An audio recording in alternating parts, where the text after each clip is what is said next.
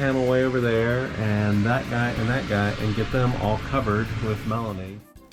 The first step to this process of updating the upper pilot house dashboard is got to remove it. It's bolted on with 5 or 6 bolts.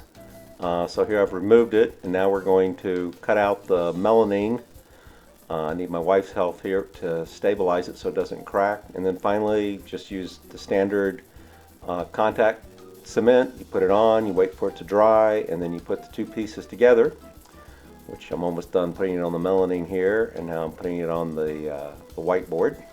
This is just standard PVC foam board, letting it dry now, and now I'm using a roller to roll it out after positioning it. You want to make sure you get a really good bond there. And then finally I use a laminate router trimming bit to give a nice flush edge to the pieces.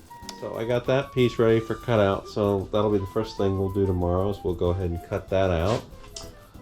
So we are cutting out the items for the starboard upper dash panel. We've cut out the thermostat and the radio, and now we're going to do the engine display and the 2 engine accessory switch and the start-stop switch.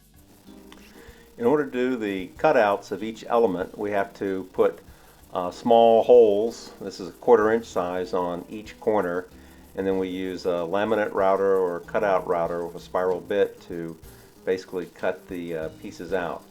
And then once that's done, you do your fit test with the device. Here I'm fitting the screen and it doesn't fit.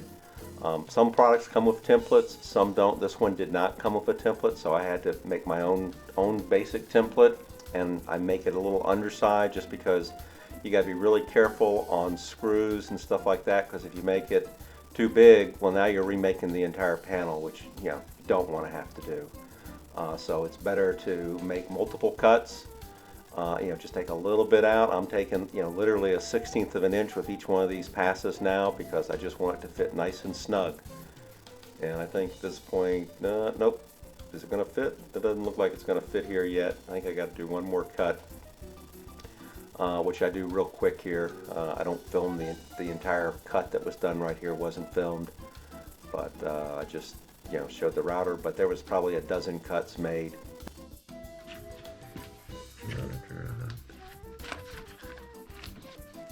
Okay, so this monitor has these little dog ears that they clip into a little hole there, and then the trouble is you have to put the monitor in, then clip these guys on. That requires cutting out these slots in the backside. So we've already finished this one. We're halfway through these, so we'll get the filming of us finishing up one of these, so you can just see what the process of that is. And then we can think about mounting the monitor and everything. So what we're basically doing when we're making these pockets is we're not going all the way through. We just want it to be deep enough that the screw can be inserted in and installed. Okay, let's pop in everything here. Maybe. It don't fit now. Tape in the way. Is that maybe the bottom one? Well, they should be identical. Boy, it's really crooked all of a sudden. I'll do some trimming in a moment. I think it's mainly some tape has come over. The junk's gotten tangled up in the tape, but we'll take that off in a minute. So there's that guy. So there's that one. And the fusion. There's that guy. I'm going to hold it up to you. So that's how they would look. Got to be leveled and everything, but we're getting there. So normally we had not been using tape, but when we did the trimming for the laminate off, we got some scratches from the router base. So at that point I started putting tape on everything to prevent that scratching from occurring. Is there a top and a bottom to the switches? The switches, there's a top and bottom. The cases, there's no.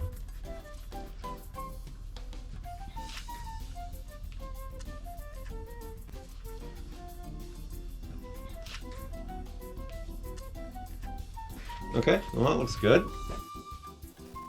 The scratches that we saw did not come from the base. It was from the material being kicked up from the blade. So from now on, I'm always going to put tape down just as extra protection.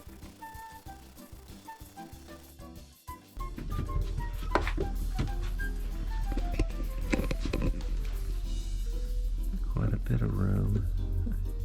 Screw holes almost impinged on. Get in there. Yeah, okay, should I tip it up? Well, that's what that panel's going to look like for the moment, till we get some more equipment. So with the panel, all the items in there fitting, you now need to level them out, make sure they're nice and square, and then attach each item. Here the screen is being screwed in. It had screws that attached from the back and pulled the display firmly against the plate. The fusion and the thermostat, which are coming up here in just a moment, they had front mounted screws. And I positioned them, and then I pre-drilled the holes for each one of those because I didn't want the melamine to crack, and also I wanted to make sure I had the things positioned just the way I wanted them. Well, we got the panel in, power and whatnot, so we got those up there. The second one of these is supposed to be in today, so we'll drop it back into the hole, and then we just got to get them wired up. Which Jeannie's actually working on some of that wiring right now down below. Later!